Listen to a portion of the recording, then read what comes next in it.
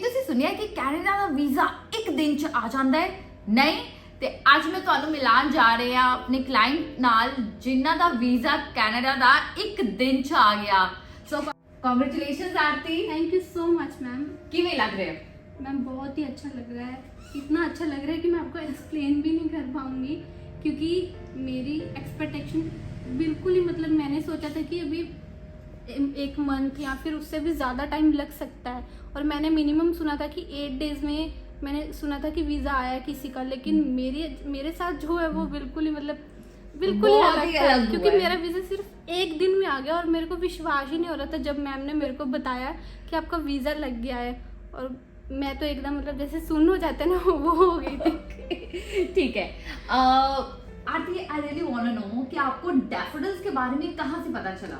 Actually ma'am मुझे ऐसे भी थोड़ा पता था, क्योंकि मैं मार्केट रिसर्च कर रही थी और मेरे एक फ्रेंड है जिसने डैफोडिल से पहले अपना सारा ये वीज़ा का प्रोसेस करवाया, तो उन्होंने भी मेरे को बताया, इसलिए फिर मैं उनकी रेफरेंस से यहाँ पे आई थी।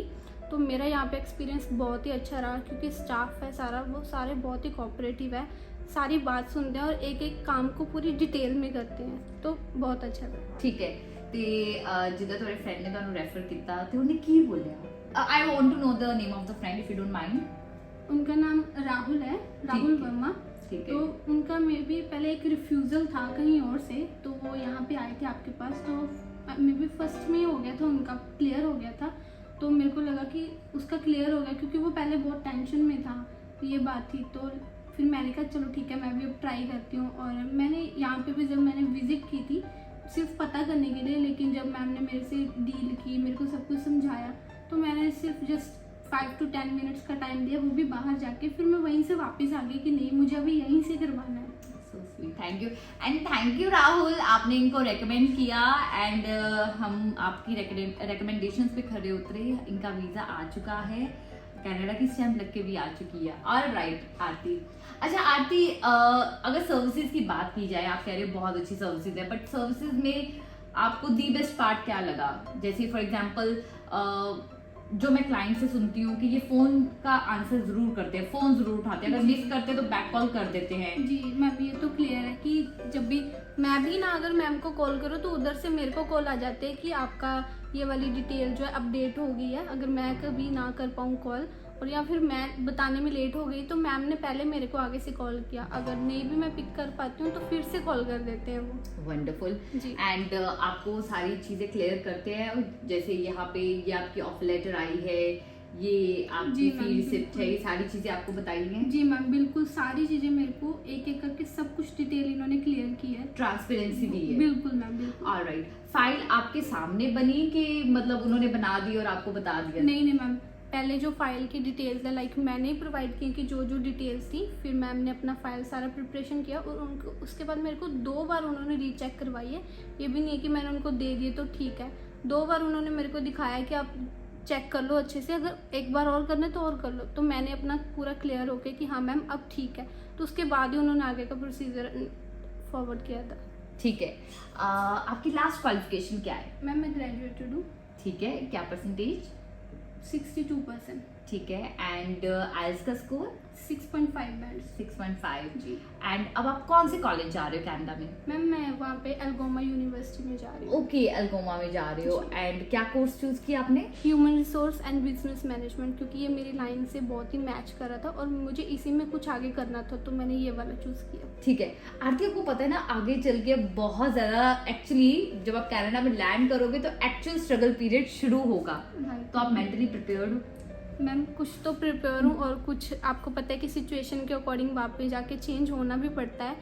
फिर बस अपडेशन चल रही है, मतलब ये समझ लो कि अपडेशन चल रही है। ऑलराइट, अगर हम उस दिन की बात करें कि जिस दिन आपको मेल आई, जी कौन से डे आपको मेल आई थी?